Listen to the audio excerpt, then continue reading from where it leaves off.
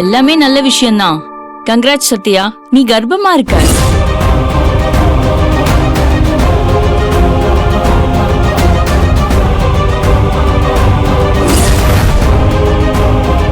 அதுக்கே அவன் இவ்வளவு ஷாக் ஆகுற? Actually you should be happy. உட்காருங்க.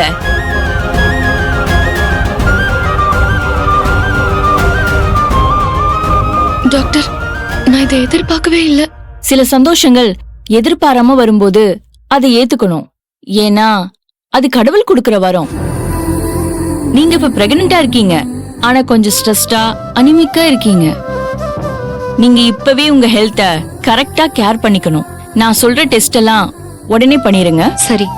டேப்லெட்ஸ் எல்லாம் தரேன், அதையும் ஸ்டார்ட் பண்ணிருங்க. அப்புறம் ஒரு கர்ப்பிணி பொண்ணு இந்த ஏர்லி ஸ்டேஜ்ல எப்படி இருக்கணும்னா,